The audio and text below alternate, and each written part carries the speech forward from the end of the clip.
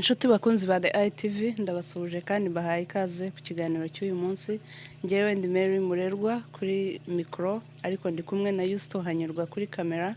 Hanyuma uyu munsi nkuko twari twabibijeje mu kiganiro cyashize turakora igice cya kabiri. Tuje mu gice cya kabiri aho turi buganire na Jimmy Ntare, niwe twari dufite n'ubundi bushize, ariko uyu munsi araza kuduhuriza ikintu cyitwa sober living homes hamwe n'amaklinike, kubera yuko abantu benshi barimo kuza muri ibi bintu kubikora ariko batabisobanukiwe. Jimmy Ntare rero ni umwe mu bantu nkuko mwabyumvise mu kiganiro cy'ubushize ubikora, ubimazemo igihe, ubisobanukiwe kandi ubikora neza. Niyo mpamvu twumvise ko ari we muntu mwiza ushobora kuba yabidusobanurira kugira ngo n'abandi bantu barimo kuza kubikora babisobanukirwe. Reka tumwakire rero, tumuhe ikaze kuri The ITV nanone, hanyuma dukomeze tuganira kugira ngo dusobanurire ibyo uko ikiganiro cyacu gikomeza kijya imbere. Jimmy, tubakwakiriye kuri The ITV. Murakoze ITV, nishimiye kongera kubabona.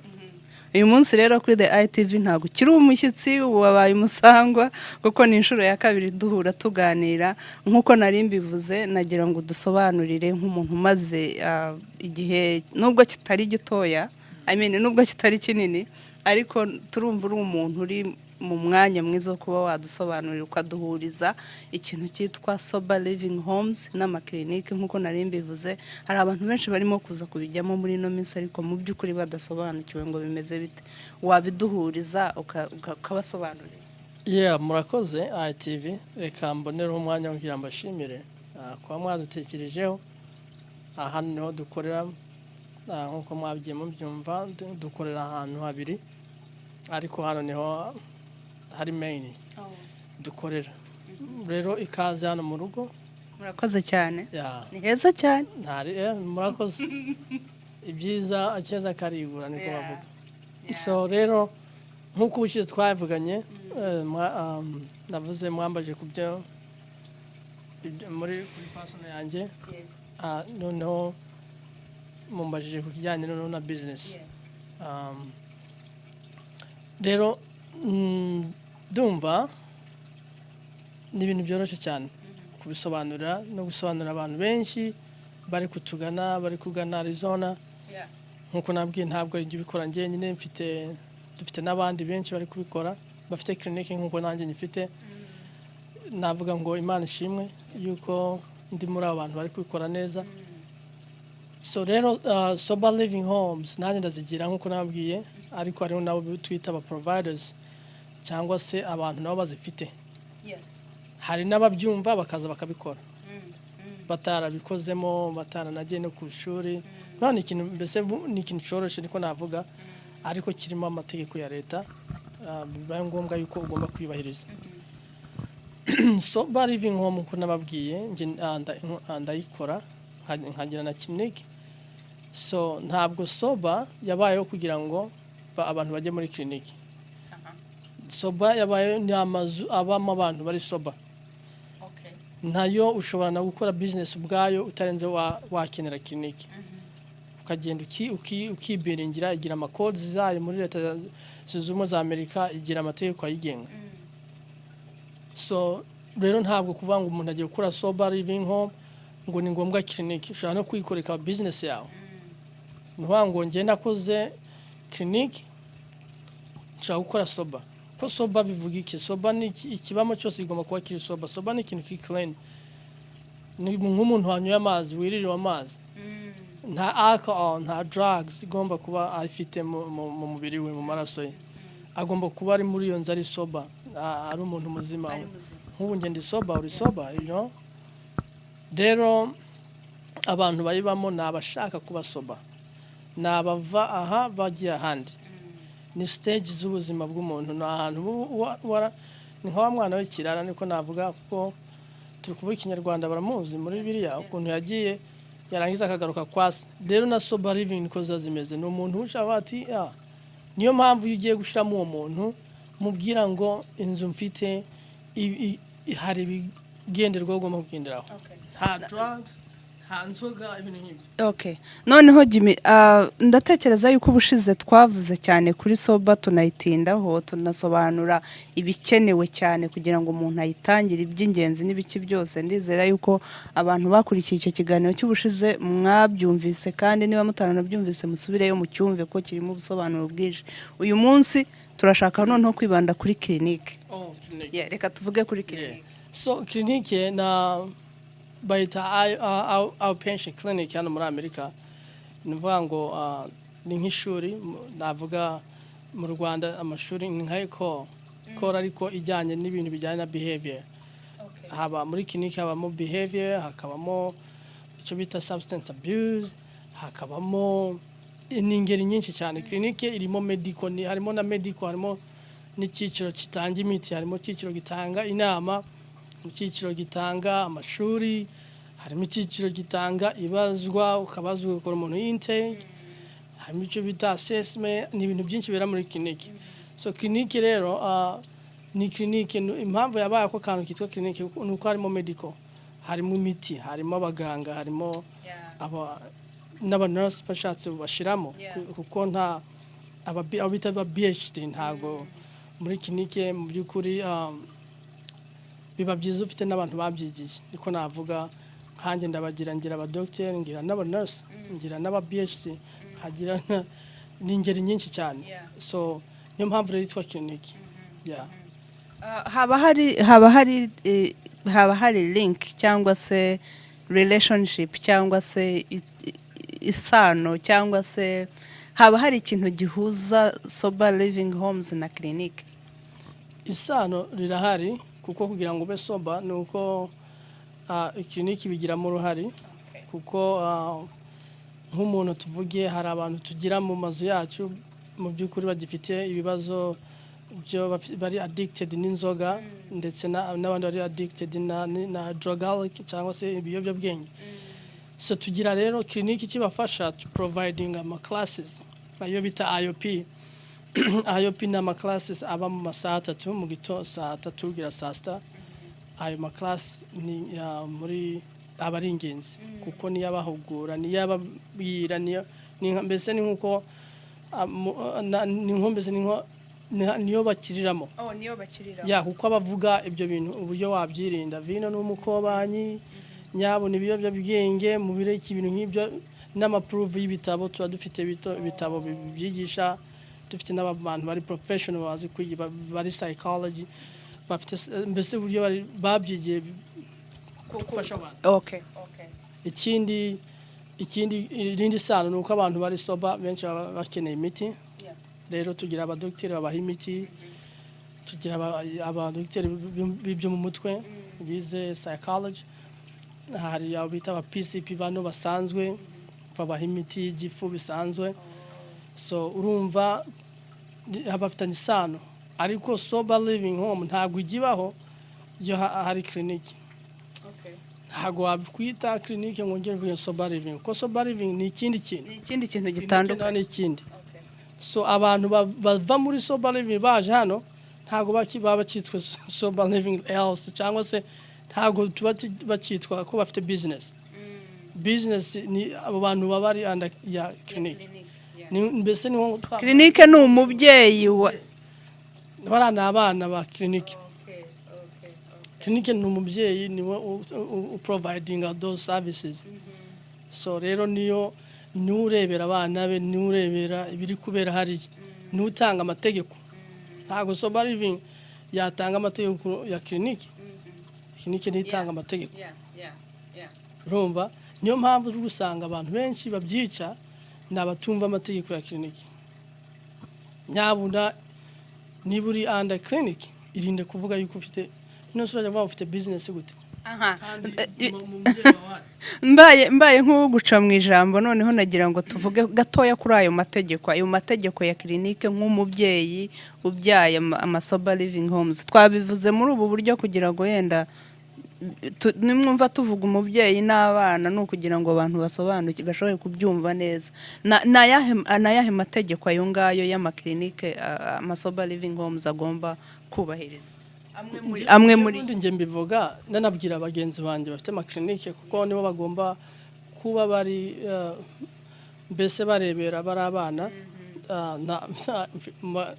ntabwo turi kubita abana kuko benshi ni ababyeyi bacu ariko kugira ngo abantu babyumve neza muri business niyo yakabagira uruhare rwo kurinda bari abana kuko ngewe ntabwo urube ufite sober living home ifite license ngo nzanire abakiriya hano ibyo ni ubucuruzi bwo gucuruza ikintu n'ikindi izo contract ziri hagati ntabwo mu by'ukuri ntabwo zakabaye zibaho nge niba uzana abakiriya iwanjye iyo nzu bibaye yanjye wewe providing your service uka providinga ibyo nakubwiye providinga nkabiguhembera ariko buri anda ya clinic yanjye waba ufite license waba utayifite biritwa ko ari ibyanjye iyo skanderi yo kuyigurisha abantu ntabwo igomba kuvaho n'abandi sinzi buri muntu afite ukuntu abikora ariko nkurikije ubunararibonye ndetse n'ibindi relationship iri hagati ya clinic na zino soba cyangwa se shelter homes nta yindi iri hagati nuko ibifite umubyeyi ariwo clinic igomba kureberera bariya ikabaha amategeko no mu mazu bikaba byanditseho yuko bari under clinic kuko yahabaye ikibazo umuntu yakabaye avuga ati ndi hano ndi umukozi hinisha ni inzu ya clinic runaka nge ndi umukozi so bagiye kumpamagara bamubwira ati no address urayizi bakambaza izina ryanjye banditswe Jimmy yayo nzu ndayizi bahaba clear banje so baraho kugira ngo babone providing zino service such as this icyo gihe bitabirangira so nababandi bayirimo rero nabakozi ba clinic niko bigomba kugenda uko idashaka umukozi urabyikorera uvuga ngo urabiza ibyo kuko hariho nibyo biba byiza cyane iyo umuntu amaze kubimenya usanga nawe yakoze ibirenze ibyacu hari n'abantu kabisa babikora neza bazi no kwisobanurira hako sinzi ko umuntu ari bwinjire umuyobozi ukamubwira ngo this is a sober living home warangiza ngo bari anda nta ba clinic ibyo bintu ni bibiri bitandukanye ariko bivuze ngo this is a shelter home iyi shelter ni ya clinic runaka icyo gihe responsibility zawe ziba zirangiye ariko natwe dusanze uwo muntu impamvu bajaho ari uko yanyoye kandi wibuke yuko aho hantu agomba kuba ari soba turiregura ariko na wundi akabiryoza igihanga aba yagitatiye ko nta muntu ugomba kunywera inzogaho ntagomba kunywera ibiyobyabwenge ntabwo agomba kuba nibura amasaha abiri utari wamenya ibyo muntu kuko bose bakunda kunywa ibiyobyabwenge ndetse n'inzoga so niyo mpamvu tubwira abantu please abo bantu mugomba kubarebera mugomba kumenya uko baryamye mugakomanga mumeze neza ndabona mumeze neza mu cyumba murifuza gukora iki nimugoroba murifuza kujya muri gym ariko bibaretse bagenda kuri aka board baratangira their anxiety ikazamuka tangira bakareba uburyo basohoka kujya kwiba so creating ni nk'umwana ni nk'abana mu mutwe dukora kino kiganiro cyangwa se dukora bino biganiro kugira ngo abantu bacu abantu bo muri community yacu basobanukirwe nuko ibi bintu birimo gukorwa cyane cyane yuko muri ino minsi ino business irimo booming muri Arizona haravugwa byinshi abantu benshi barimo kuza ariko usanga ntago babizi ntago babisobanukiwe baraza bakabijyamo bakabikora kenshi nibyo ngibyo bavuga gusanga ari uko babivuga kubera ko ntago babizi ntago babisobanukiwe so harimo abantu barimo gutanga amakuru benshi batandukanye buri muntu ngira ngo abwira undi bitewe n'uko abyumva bakasuku barimo baravuga ibyo urimo kudusobanurira hano byaba bihuriye hehe n'ibyo nkawe nk'umuntu urimo kubikora byaba bihuriye hehe n'ibyo kasuku nawe arimo gusobanurira abantu cyangwa n'abandi bantu amakuru atandukanye abantu barimo gutanga abantu barimo kumva byaba bihuriye he cyangwa bitandukanye ubundi baba ngo hari abantu hari uruntu so ngo ibi bintu hari abantu benshi reka mfate nk'urugero nka Gasuku benshi bajya bakunda kubona ari kumvuga ntabwo ari uko ngiye mbwira umuntu ngo wenda ngo nagenda wenda yanyamamaze, urumva ngo mubwire nanyamamaze, gira ni mwese mutuye hano murabizi ukuntu ibyanjye byatangiye, ariko iyo ukora neza abantu barakuvuga, iyo ukora neza abantu barakuvuga, kandi iyo ukora nabi n'abantu barakuvuga. Rero ibiganiro bya Gasuku benshi nanjye njya mbireba mu by'ukuri nkareba, ariko muzabone wenda ibyo avuga, aravuga ati umuntu utazakora ibi bazakugenza ngo bazagukanda, kandi ujya ubona barabakanda. Abantu ntabwo bumva yuko wenda ngo ari kwamamaza, umuntu yamamaza ikintu cyarangije kwamamara, urumva ibi bintu, iki kintu kirazwi, hazwi ko ari clinique ya Jimmy n'urugero, kirazwi, umuntu rero n'abavuga ibyiza ashaka kubivuga, urumva.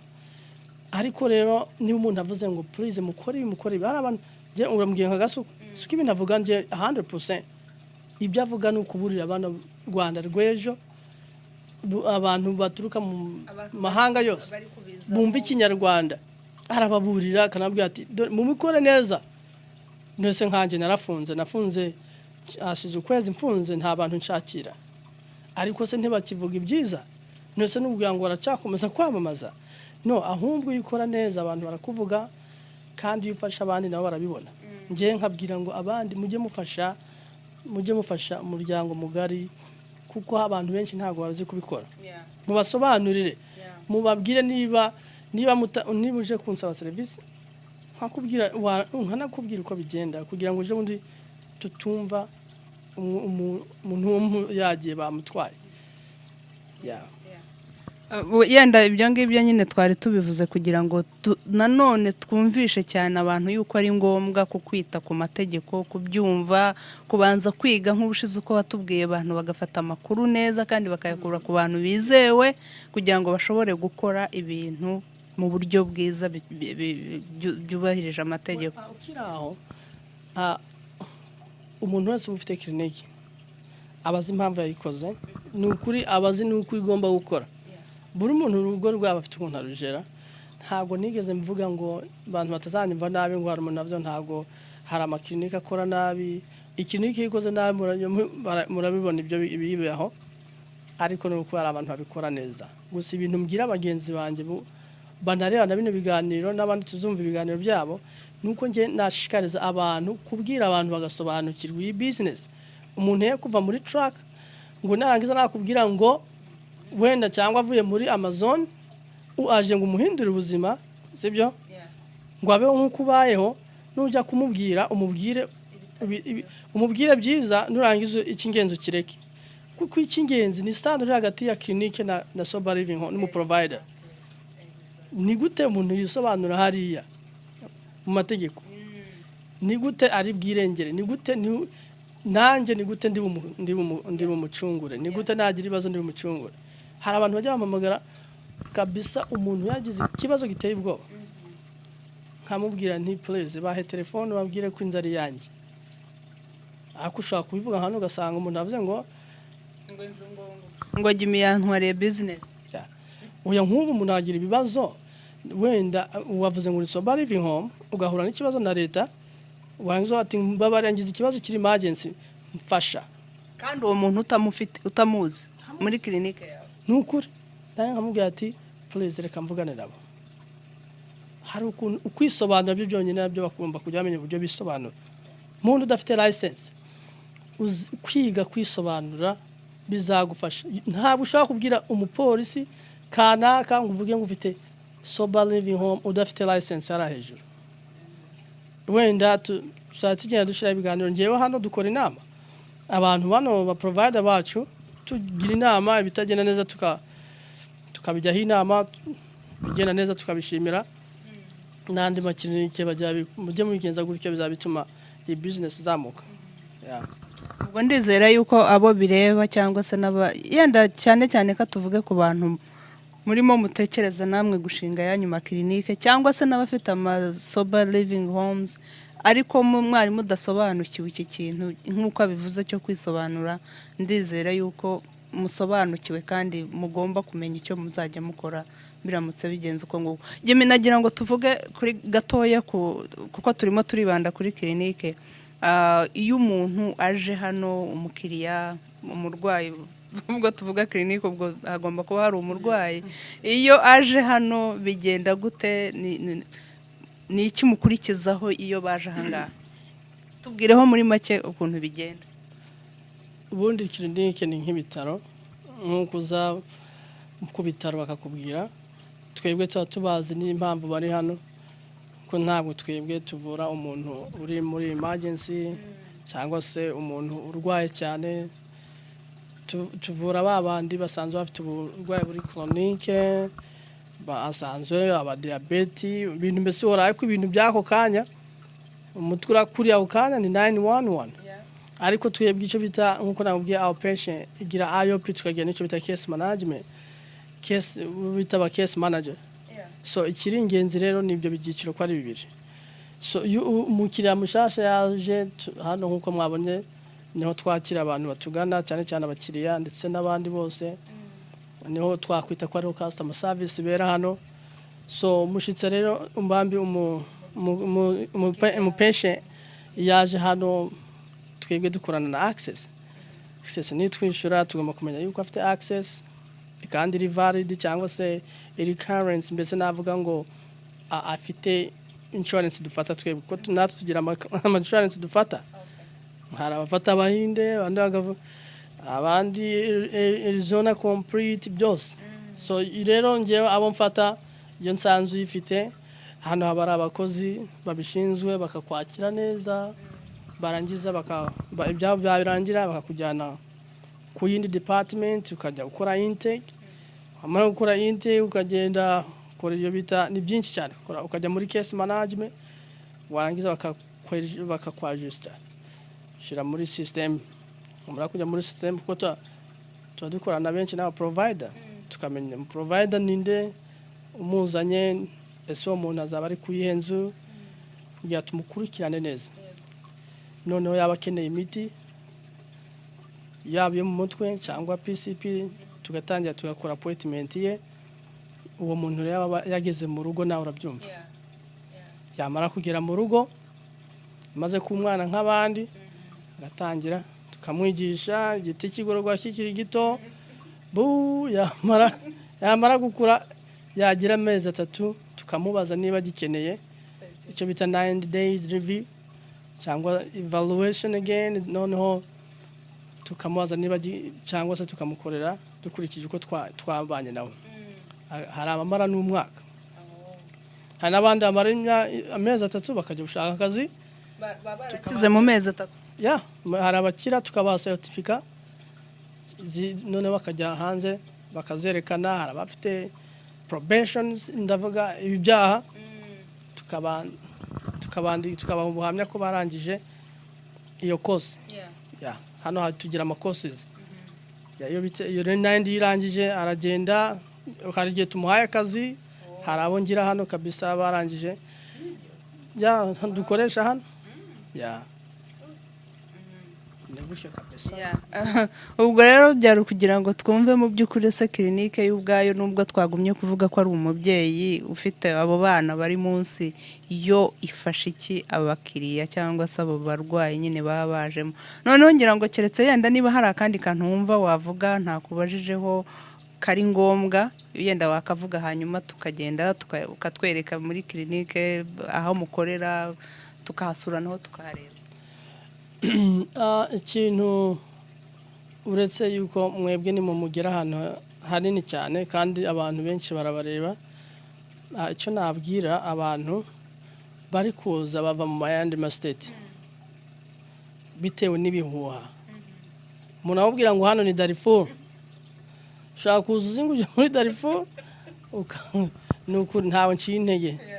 Ariko murabizi yuko aho abantu bari runturuntu, ngiye nkabigira abantu inama, niba wumvishije amakuru reka kwitumanuka ngo wumva ukanya ko abandi bagutanze.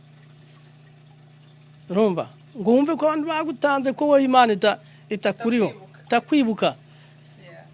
No, vayo uje neza, uri mu rugendo rwiza. Vayo ushaka inzu, numara gushaka inzu wishakira ibyangombwa iyo nzu nimara kugiramo license icyo gihe uzagende cyo gushima Imana ko gukora neza nuko ufite ibyangombwa license shaka inzu nuramara kushaka inzu ushake license numara kwishakira license ushake clinique guhe contrat kandi iyo contrat ujye ureba iyo contrat ese imeze ite kwari contrat ishobora guteza ibibazo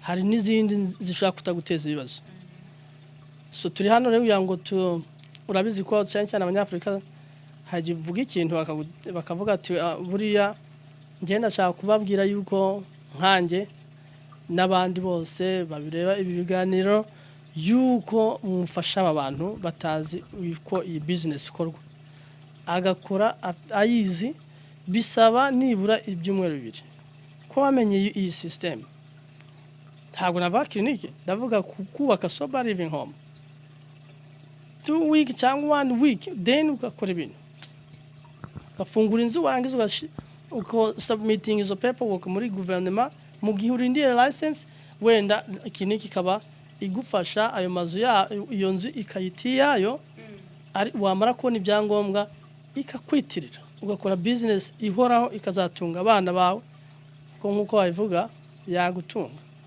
Hari akantu nari nibagiwe kukubaza ariko kubera ko ubizanye uko nguko mpita nkibuka hari abantu bafite ubwoba we sinzi niba ubizi ariko urabitubwira nawe icyo biza hari abantu bafite ubwoba urabyumva hirya no hino abantu mu biganiro babivuga ngo ngo ibi bintu ngo ntago bizatinda ngo biraza kurangira ngo guverinoma ngo irabifunga ngo ni iki ubitekerezaho ibi ubundi no mu ijuru nta munyabwoba uzajyayo ndeka nkubwiza ukuri ni ukuvuga ngo ibi bintu byahozeho bizanahoraho icy'ingenzi ni uko babikora neza impamvu bagira ubwoba usuzana iki babandi babikora nabi barabafungira bigatuma abandi bagira ubwoba ariko nkubwije ukuri iyo bikoze neza nta bwoba bigutera nta bwoba bizahoraho naho utuye mu yindi state yanyu birahari uzajya muri college ubyikorere si ngombwa ngo uze no muri Arizona ibi bintu muri state bibamo ahubwo nuko bya hano ariho habaye isoko ariko hose birahaba kandi amashuri yabyo arahari muzajye mutubwira tubabwire ariko mureke ibintu by'ubwoba mukora ahubwo neza nyarumva agasuka babwira ati mukora ibintu bimeze neza ngira ngo tuzajya dukorana ibiganiro nawe kenshi kugira ngo udusubirizemo abantu agatima mu nda kuko abantu bafite ubwoba ngenda byumva nawe urabyumva abantu barabyumva bafite ubwoba bw'uko ibi bintu ukuntu bibooming ukuntu bishyushye bizagera igihe bikazima ariko wa mugani ngira ngo ishingiro ry'ubwoba ni iryo ngiryo nyine bavugaga right ngira ngo noneho mbere yuko dusoza reka tugendeho gatoya twereke muri clinique n'abantu bacu bo kuri the ITV nabo bareba ahantu mukorera ngiye nahakunze nahashimye nabonye ari heza cyane basanga nabo hatwereke dutembereze tuhatwereke ugende tubwira hakorerwa iki n'iki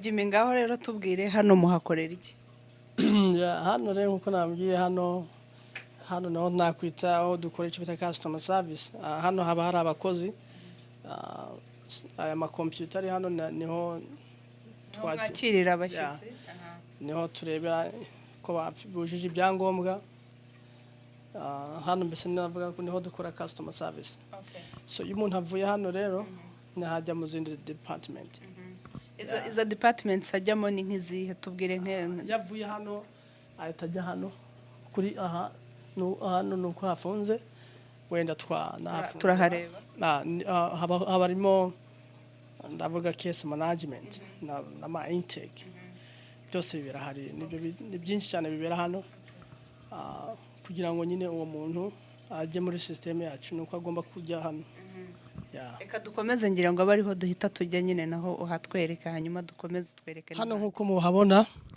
niho habera rero umuntu niho akurira niko navuga umuntu ahita ajya mu bandi niho hano tuhakora icyo bita IOP na class ayo classes rero aba hano bakiga biga amasaha 3 nyuma bagafata lunch, noneho lunch yaragira bakagaruka bakasubira bakajya mu cyo bita case management, noneho saa 11 bakagenda. Hano turabagaburira bararya, dufite abatetsi babatekera noneho ibi nkuko mwabonye ibi ni ibiro noneho by'abayobozi b'iyi clinic biriya nuvuga ngo hariya hano rero hano ni nkuko nabwiye hano niho dukora abantu bakora library cyangwa se basomeramo ibitabo hano. So noneho yo babaye benshi bazana hano mu gikoni bakicara nko kuri zino ntebe, abashaka kofi bakayibona hariya, gusa ntago frigo yo bayemerewe kubera yuko frigo ifite igihe cyayo, ntago bafite abakiriya barenze 100 ngo bayikwire muri frigo. So nuvuga ngo kofi bayifatira hano, mbese navuga ko ari ikintu kijyanye n'ibyo mu gifu. So pretty much niko clinic yacu nikumeze ne gutya. Bagomba TV iri hariya, entertainment, hagiye babashaka amafilime bananiwe mu mutwe barangiza bagashira mu movie, ariko najyanye n'ibyo byabazanye hano ko ikintu cyarabazi bo babizi ko baje muri treatment. So utabahaye treatment rero uba wikura ibibazo ko barakurega ubwabo. Nuwango yo ubatetesheje ukaba babysitting kabisa, barakurega ukwa ubwabo. Turi hano tuba mu nzu baradufunze ntago twiga. ngira ngo noneho twagana ku musozo, keretse niba hari akandi kantu wumva wibuka yenda ukatubwira nk'ijambo ryo gusezera abantu, ijambo ry'ubwenge, inama y'ubwenge tugasoza.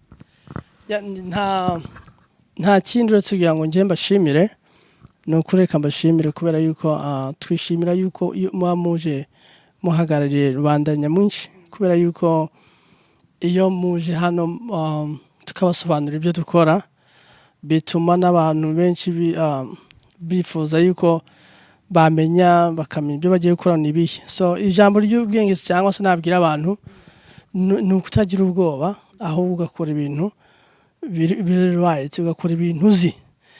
Ikintu utazi uzirinde kugikora, ikintu udafitiye amakuru uzirinde guhubuka nuko utazi agasimba kitwa ifuku igitimbaguza kandi umutego uri nka hariya, urumva ikanabona ko hari ikintu yimeze igakomeza. Yibyigenje nabi ibi bisigaho ubuzima. Rero nabino amakuru tubibigishe, babibigishe. Niba ari clinic runaka, please icara bakwigisha, baba bize. So rero kindi ntimugire ubwoba ni bubi, muze mukore cyangwa mukorere iyo dutezanye imbere. Tubwirira abantu bakore subscribe kuri the ITV. Ibyo mukomeze rero mukore subscribe kuri the ITV kugira ngo mwo gucikwa n'ibindi byiza nk'ibi ngibi tubafitiye. Mwibuke no gushyiraho kakazogera kugira ngo nituzajya tuzana abantu bashyashya nka ba Jimmy n'abandi bafite ibintu byinshi batuganiriza bitwubaka, ntimuzajye mucikwa. Uyu munsi rero duhiniye ahangaha ikiganiro cyacu cy'uyu munsi, abazajya ukurikira ndetse n'abari bugikurikire. Hanyuma ndabakangurira no kujya kureba n'icyo twakoze ubushize kuko kirimo ubwenge. Twavuze ku bintu byinshi kandi byiza bishobora kuba byabubaka. Mwakoze cyane rero kubana natwe uyu munsi, naho ubutaha. Imana ibarinde.